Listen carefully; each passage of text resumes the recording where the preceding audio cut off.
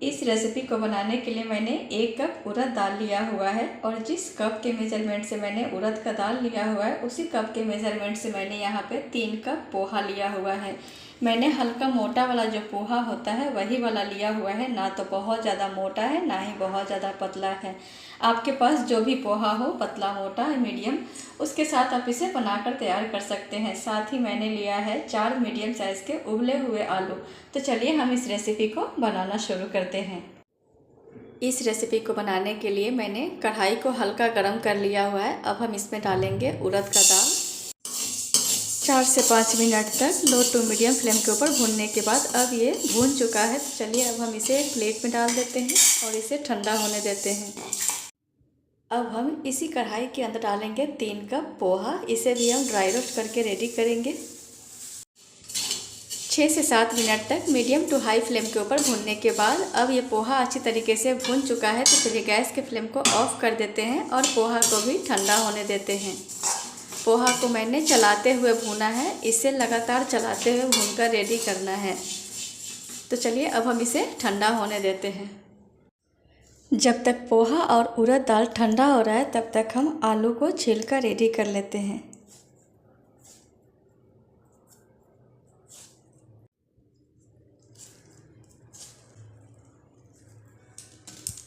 मैंने सभी आलूओं को छीलकर रेडी कर लिया है। तो चलिए अब हम इसे ग्रेटर की सहायता से ग्रेट कर लेते हैं। जो मीडियम साइज़ का ग्रेटर होता है उसी साइड से हम इसे ग्रेट करेंगे।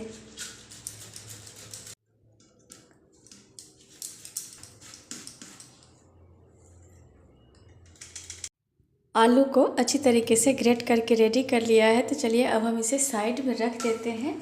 यहाँ पे उड़द दाल भी अच्छी तरीके से ठंडा हो चुका है। तो चलिए अब हम इसे पीस कर रेडी कर लेते हैं।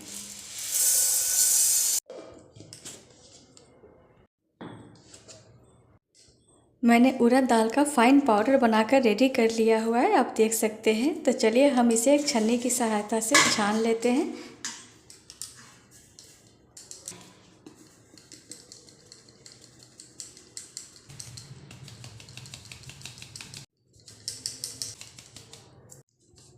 मैंने इसे छान कर रेडी कर लिया हुआ है, आप देख सकते हैं। तो चलिए अब पोहा को पीस कर रेडी कर लेते हैं। जो उड़द दाल का वेस्ट निकला है हम इसे दोबारा से ग्राइंडर जार के अंदर डाल देंगे और पोहा के साथ में पीस लेंगे इसे। यहाँ पोहा भी बहुत अच्छी तरीके से ठंडा हो चुका है। इन सभी चीज़ों को पीसने से पहले पोहा और उड़द दाल को बिल्कुल अच्छी तरीके से ठंडा करने के बाद ही इसे पीसना है। तो चलिए हम थोड़ा थोड़ा करके सभी पोहा को पीस लेते हैं।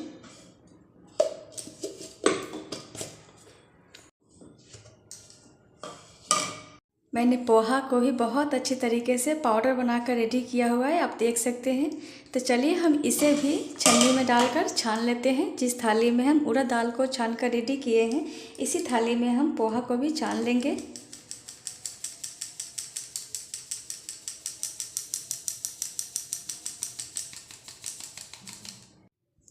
मैंने सभी पोहा और उड़द दाल को पीसने के बाद छान लिया हुआ है। तो चलिए अब हम इसमें डालते हैं स्वाद के हिसाब से नमक, हाफ टी स्पून अजवाइन, इस तरीके से मलते हुए डालना है। हाफ टी स्पून कलौंजी, इसे भी रगड़ते हुए डालना है। अब हम इन सभी चीज़ों को एक बार मिक्स कर लेंगे। सभी चीज़ों को अच्छी तरीके से मिक्स करने के बाद डालेंगे 2 टेबल स्पून देसी घी। मैंने जमा हुआ देसी घी लिया हुआ था। अगर आपके पास मेल्टेड घी हो तो आप 4 से 5 टेबल स्पून डालेंगे। घी डालने के बाद हम इसे एक बार अच्छी तरीके से मिक्स करेंगे, इस तरह से मसलते हुए। आप इसमें घी की जगह पे रिफाइंड ऑयल का भी इस्तेमाल कर सकते हैं या फिर आपके पास बटर हो तो बटर भी डाल सकते हैं। सरसों के तेल का इस्तेमाल नहीं करना है।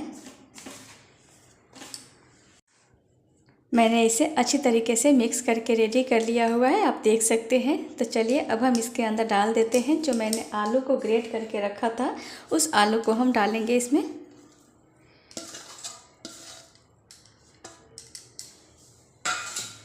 आलू को डालने के बाद हम इसे अच्छी तरीके से मिक्स करेंगे।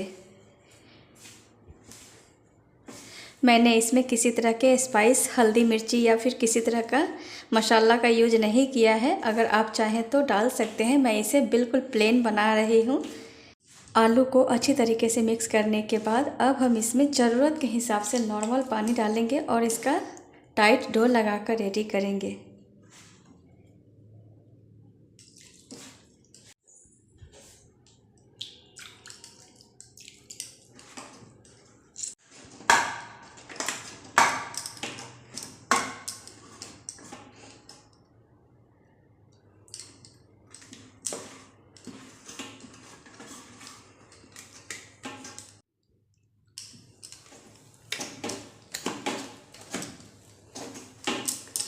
मैंने आटे का टाइट डो लगाकर रेडी कर लिया है। इस डो को लगाने में मैंने 2 कप पानी का इस्तेमाल किया है। तो चलिए अब हम इसे 5 से 7 मिनट के लिए रेस्ट करने देते हैं।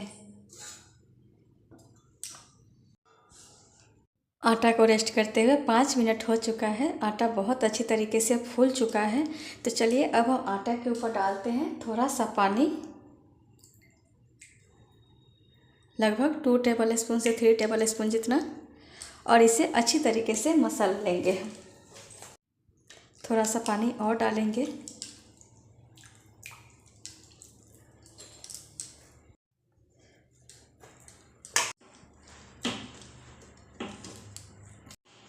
वन फोर्थ कप पानी डालने के बाद मैंने आटा को बहुत अच्छी तरीके से मसल कर तैयार कर लिया हुआ है। तो चलिए अब हम इसके अंदर डालेंगे 1 टेबल स्पून रिफाइंड ऑयल और इसे अच्छी तरीके से हम मिक्स कर लेंगे।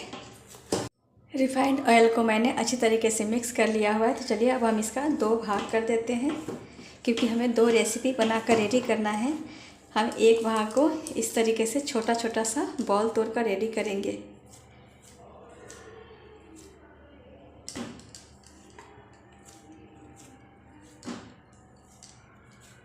मैंने सभी बॉल को तोड़कर रेडी कर लिया है। तो चलिए हम अपने हाथों में थोड़ा सा हल्का सा तेल लगा लेंगे। तेल लगाने के बाद हम इस एक बॉल लेंगे और इसे अच्छी तरीके से इस तरह से मसल लेंगे।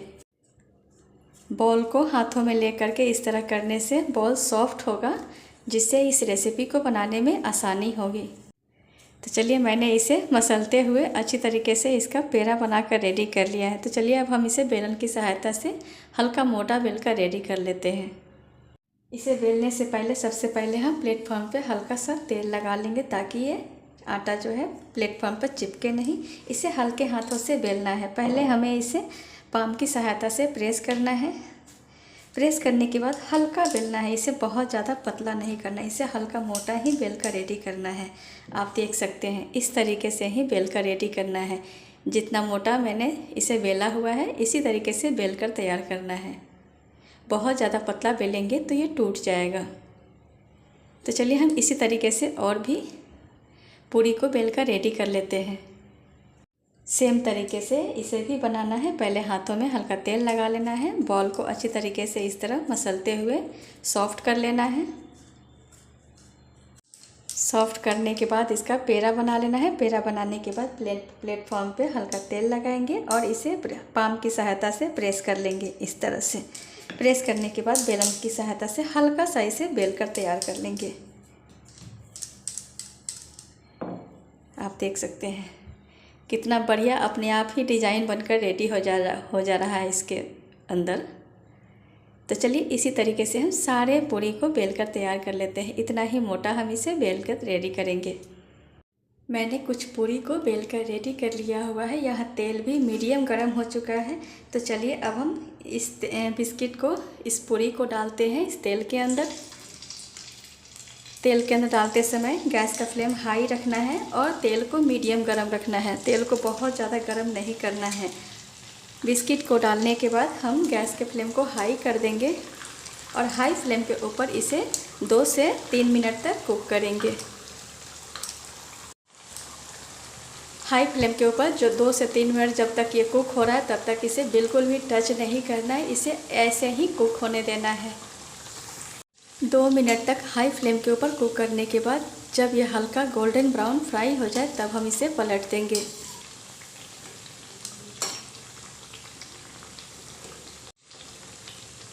सभी मठरी को पलटने के बाद अब हम गैस के फ्लेम को बिल्कुल लो कर देंगे और लो फ्लेम करने के बाद इसे अच्छी तरीके से क्रंची होने तक फ्राई करके रेडी कर लेंगे।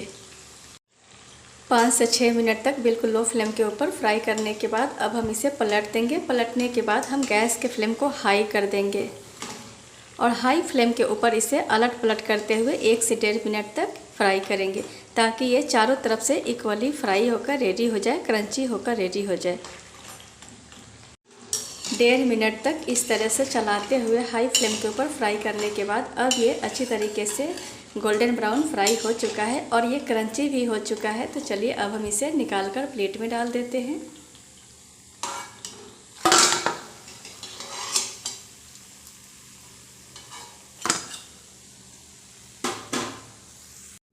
तो चलिए सेम तरीके से हम बाकी के सभी मठरी को फ्राई करके रेडी कर लेते हैं।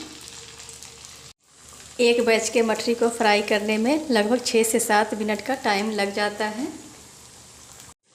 सेम तरीके से हम दूसरे बैच को ही फ्राई करके रेडी करेंगे। स्टार्टिंग में इसे 2 मिनट तक हाई फ्लेम के ऊपर फ्राई करेंगे, उसके बाद पलट देंगे। पलटने के बाद 4 से 5 मिनट तक बिल्कुल लो फ्लेम के ऊपर, और फिर जब हम तीसरी बार पलटेंगे तब हम इसे अलट पलट करते हुए चलाते हुए 1 से 1.5 मिनट तक हाई फ्लेम के ऊपर फ्राई करेंगे। इस तरह से हम सभी मठरी को फ्राई करेंगे।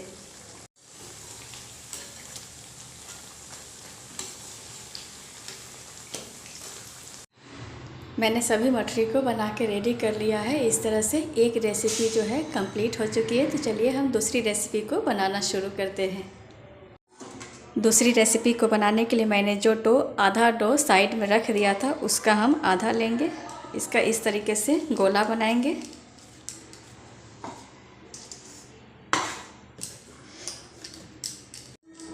मैंने इसका गोला बनाकर रेडी कर लिया। तो चलिए अपने हाथों से इसे हल्का सा चपटा कर लेते हैं। चपटा करने के बाद हम थोड़ा सा ऑयल लेंगे और इस प्लेटफॉर्म पे लगा देंगे। प्लेटफॉर्म पर लगाने के बाद हम हाथों से ही फैलाएंगे इसे पहले।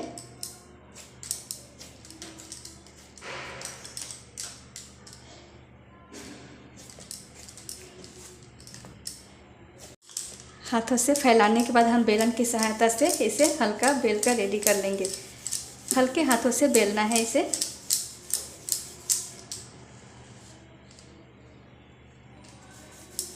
मैंने इसे हल्का मोटा बेल कर रेडी कर लिया है। तो चलिए अब हम इसे कट कर लेते हैं। जितना जो फटा है उसको हम कट करके साइड कर लेंगे।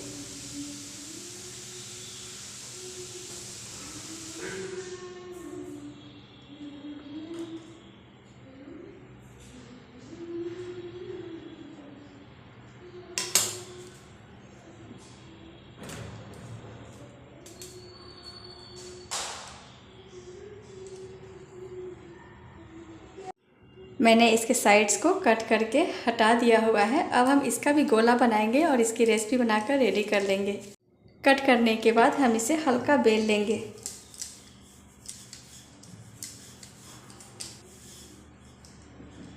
मैंने इसे हल्का बेल कर रेडी कर लिया। तो चलिए हम इसे 2 टुकड़ों में इस तरह से कट करेंगे। कट करने के बाद हम बिस्किट के आकार का, जितने बड़े साइज का बिस्किट होता है उतने ही बड़े साइज का हम इसे कट करेंगे।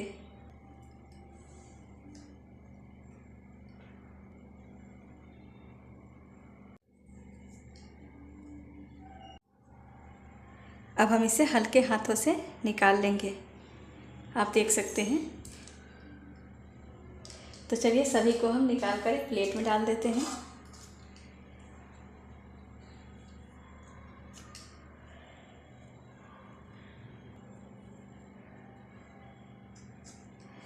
अगर हाथों से निकालने में दिक्कत हो तो आप चाकू की सहायता से भी इसे निकाल सकते हैं। इस तरह से बहुत ही आसानी से निकल जाता है। सभी बिस्किट को प्लेट में डालने के बाद हम इसे गरम तेल के अंदर डालकर फ्राई करेंगे। तेल बहुत ज़्यादा गरम नहीं रखना है, तेल को मीडियम गरम ही रखना है।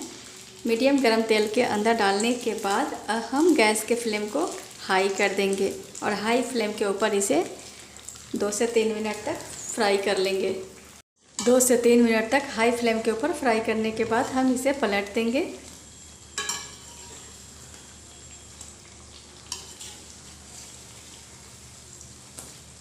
पलटने के बाद हम बिल्कुल लो फ्लेम के ऊपर इसे 4 से 5 मिनट तक कुक करेंगे।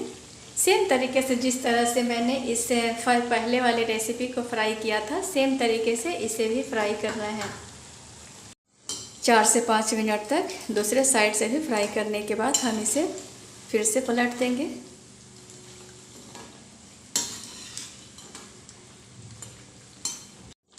पलटने के बाद हम गैस के फ्लेम को हाई कर देंगे और हाई फ्लेम के ऊपर इसे इस तरह से चलाते हुए गोल्डन ब्राउन फ्राई करके रेडी करेंगे।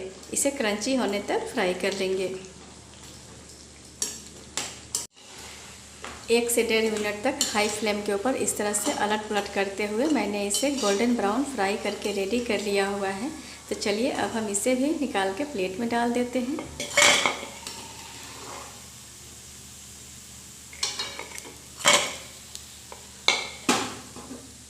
आप देख सकते हैं कितना बढ़िया तरीके से ये जो बिस्किट है बनकर रेडी हो गया हुआ है। तो चलिए सेम तरीके से हम बाकी के सारे बिस्किट को फ्राई कर लेंगे।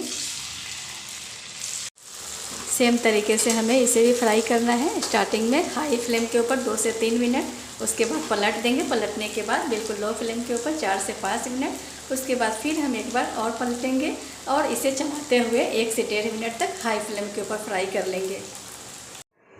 मैंने सारे रेक्टेंगल बिस्किट को फ्राई करके रेडी कर लिया है। इस तरह से दूसरा रेसिपी भी तैयार हो चुका है। तो चलिए हम दोनों रेसिपी को सर्व कर देते हैं। मैंने दोनों रेसिपी को रेडी करने के बाद इसे सर्व कर दिया है। प्लीज़ इसे एक बार मेरे तरीके से बना के ज़रूर ट्राई करें। मुझे पूरा विश्वास है आपको ये रेसिपी बहुत ज़्यादा पसंद आएगी। अगर आपको मेरी ये रेसिपी अच्छी लगे तो प्लीज़ आप मेरे इस रेसिपी को एक लाइक करें, मेरे इस चैनल को सब्सक्राइब करें तथा बेल आइकन को भी प्रेस करें ताकि मेरी हर आने वाली एक नई और हेल्दी रेसिपी आप तक पहुंच सके। Thank you for watching. तो चलिए हम आपको दिखाते हैं कि ये मैंने जो दोनों रेसिपी पोहा और आलू के साथ बनाया है वो क्रंची है या नहीं, सॉफ्ट है या नहीं। तो चलिए हम इसे तोड़कर दिखाते हैं। आप देख सकते हैं मैंने ये जो रेक्टेंगल वाला बिस्किट बनाया है ये कितना खस्ता और कितना क्रंची बना हुआ है। इसे मैं तोड़ के आपको दिखाती हूँ। आप देख सकते हैं कितना बढ़िया तरीके से ये फटा हुआ है। बहुत ही कम तेल के साथ में इसे बनाया है। तो चलिए हम इसे तोड़ते हैं। इसकी आवाज़ को आप सुनेंगे।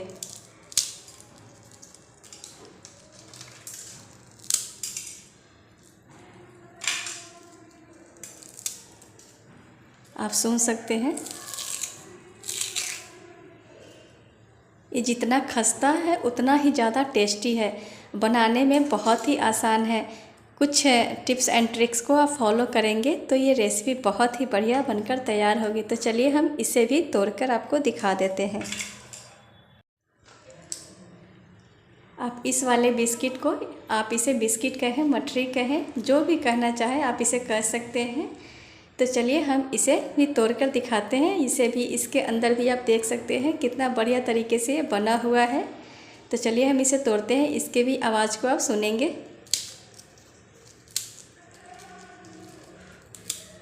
आप देख सकते हैं कितना क्रंची बना हुआ है। आप इसे किसी भी एयर टाइट कंटेनर डब्बे में भर के रखें, ये बिल्कुल भी ख़राब नहीं होता और 10 से 15 दिन तक खा सकते हैं। आप इसे चाय के साथ सर्व करें या फिर कभी भी हल्का फुल्का भूख हो उसमें खाएं। ये बहुत ही अच्छा लगता है। एक बार इसे बना लेंगे तो इसे बार बार बनाने का कोशिश करेंगे, ये मैं पूरा गारंटी से कह सकती हूँ। तो प्लीज़ इसे एक बार मेरे तरीके से बना के ज़रूर ट्राई करेंगे। आप इस रेसिपी को बनाते समय अगर कुछ बातों का ध्यान रखेंगे तो आपकी रेसिपी भी बहुत ही बढ़िया तरीके से खस्ता और क्रंची बनकर रेडी होगी। जैसे कि मैंने जिस तरीके से आटा लगाया था सेम तरीके से इसका टाइट डो लगाकर रेडी करना है। और जब हम इसे फ्राई करते हैं तो फ्राई करते समय में गैस के तेल जो है मीडियम गर्म होना चाहिए। बहुत ज़्यादा तेज़ गर्म तेल के अंदर इसे नहीं डालना है, नहीं तो ये बहुत जल्दी कलर पकड़ लेगा और ये खस्ता नहीं बन पाएगा। तो इसीलिए इसे मीडियम गर्म तेल के अंदर डालना है। तेल के अंदर डालने के बाद इन दोनों रेसिपी के बारे में मैं बता रही हूँ। तेल के अंदर डालने के बाद इस गैस के फ्लेम को हाई कर देना है। हाई फ्लेम करने के ऊपर इसे 2 से 3 मिनट तक फ्राई करना है। उसके बाद इसे पलट देना है। पलटने के बाद बिल्कुल लो फ्लेम के ऊपर 4 से 5 मिनट तक फ्राई करना है। उसके बाद फिर से इसे अलट पलट करते हुए 1.5 से 2 मिनट तक हाई फ्लेम के ऊपर फ्राई करना है। इस तरह से अगर आप फ्राई करेंगे तो आपकी भी ये रेसिपी जो बनकर तैयार होगी बहुत ही खस्ता और क्रंची बनकर तैयार होगी। तो प्लीज़ इसे एक बार मेरे तरीके से बना के इस आसान सी रेसिपी को ज़रूर ट्राई करेंगे। जब ये रेसिपी बिल्कुल अच्छी तरीके से ठंडा हो जाए तभी इसे किसी भी एयर टाइट कंटेनर डब्बे में भर के रख देना है।